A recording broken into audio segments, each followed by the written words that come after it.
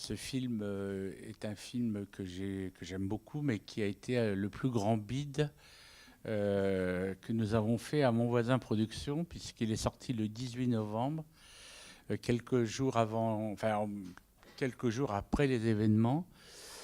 Et l'affiche était vraiment contre nous, parce que l'affiche, dans un contexte normal, elle était bien. Je suis un soldat avec une fille qui défend les animaux, mais quand, dans le contexte de l'an passé, on a l'impression qu'elle allait faire le djihad. Du reste, ma sœur, qui est assistante sociale et qui suit un peu de loin ce que je fais, me dit, mais tu as déjà fait un film sur le djihad, donc vous voyez, déjà, même en famille, on a refusé le film. Donc le film n'a pas du tout marché.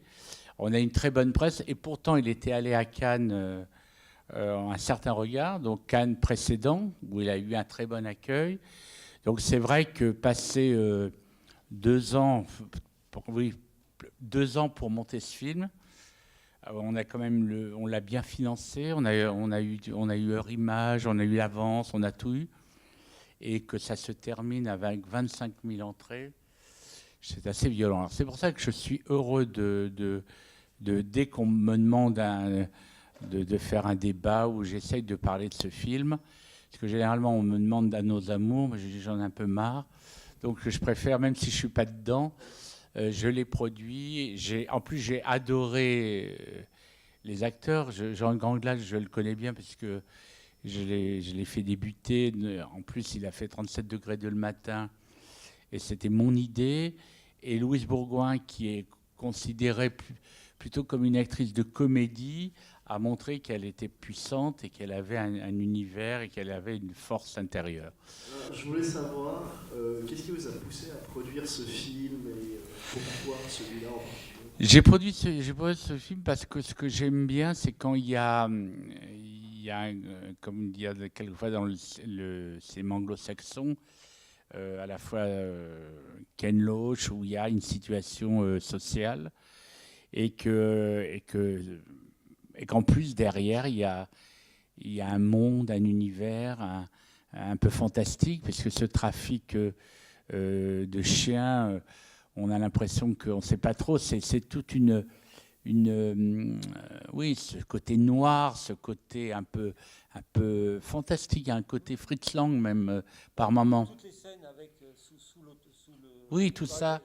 la ronde des camions, Et etc. puis surtout cette fille qui tout d'un coup est arrivée à un tel dénuement, à une telle précarité, elle retourne chez sa mère et elle va participer à un trafic.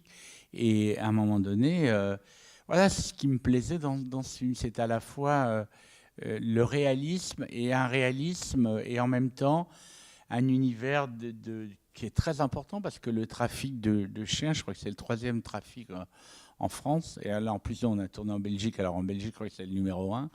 Donc voilà, sauf que je pense qu'il faut, on fait quelquefois après, à plus ce jeune cinéaste, c'était son premier film, il a fait des courts-métrages très très forts, et Laurent, bah, j'aimais bien sa personnalité, et surtout ce film, comme je vous disais, on n'a pas eu de mal à trouver l'argent. Tout le monde il trouvait que c'était original.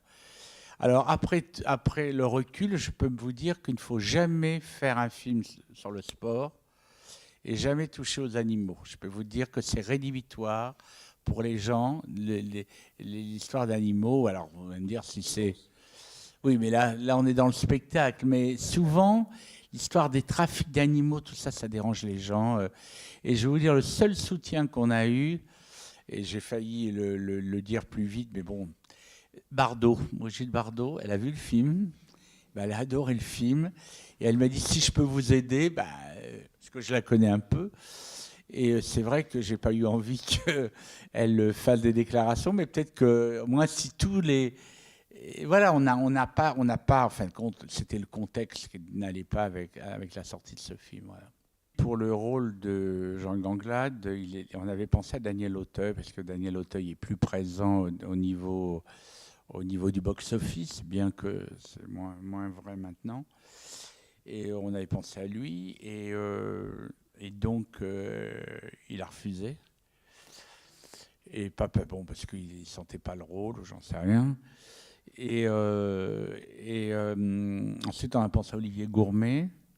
Mais là, moi, je me dis, attendez, on est en train de faire un film des frères Dardenne. Donc, je n'étais pas vraiment pour, mais le metteur en scène était tout à fait pour Gourmet. Et c'est moi qui ai dit, mais pourquoi pas Jean-Hugues? Parce que Jean-Hugues, c'est un grand acteur. D'abord, c'est un type vraiment charmant, je le connais bien. Et on lui a proposé, et j'étais ravi parce qu'il est vraiment formidable dans le film. Il apporte beaucoup, c'est d'une finesse qui fait... Et moi, j'étais heureux en plus de le retrouver. Donc voilà, et quant à Louise Bourgoin, Louise Bourgoin, ça a été, on lui a fait lire, elle a tout de suite dit oui, elle avait fait un stage de théâtre avec le metteur en scène. Mais j'ai pas trop de difficultés à voir les acteurs ou à leur faire lire. J'ai quand même été agent 20 ans de beaucoup d'acteurs. Cela dit, par exemple, Sandrine Bonner, quand elle m'a amené son film, il se trouve que j'aimais beaucoup le scénario, mais bon, ça aurait été compliqué de ne pas faire son film, sachant qu'on a des liens très forts. Donc voilà.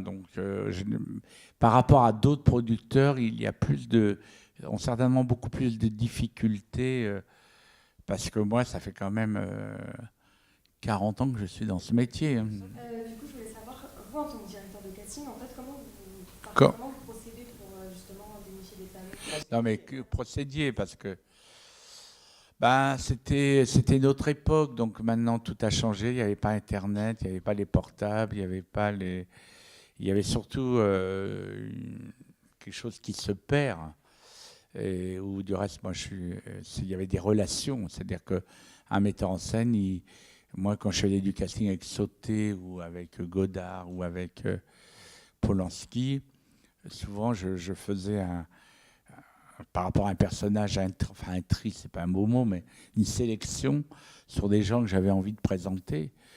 Mais avec Polanski, il voulait que je fasse des interviews, mais sinon, jamais Claude Sauté il voyait les acteurs. Si j'en mettais 3 ou 4 personnes 3 ou 4 acteurs pour un personnage, il les voyait, il discutait avec eux.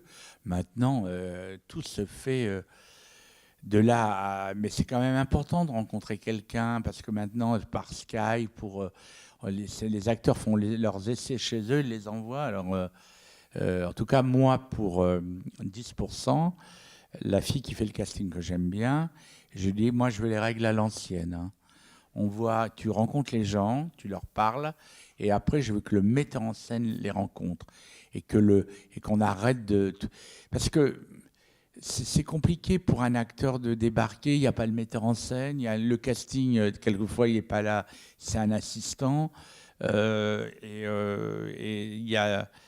Enfin, je sais pas, je trouve que c'est devenu terriblement, même c'est l'époque, hein, terriblement très dur pour un jeune acteur qui envoie sa vidéo comme ça, et qui ne voit peut-être le metteur en scène que le premier jour du tournage.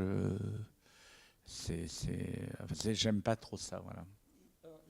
Il y a une scène formidable dans Le Temps de l'aventure de Jérôme Bonnel, où Emmanuelle DeVos, qui est comédienne, doit passer un casting, et elle se retrouve avec un mec qu'on a déjà vu 50 dans la journée, qui lui sert qui lui donne la réplique sur un ton totalement monocorde, et il dit merci, et en fait c'est totalement effrayant comme scène. Et Emmanuelle DeVos est absolument formidable dans cette scène où justement il lui demande des choses et puis encore d'autres choses.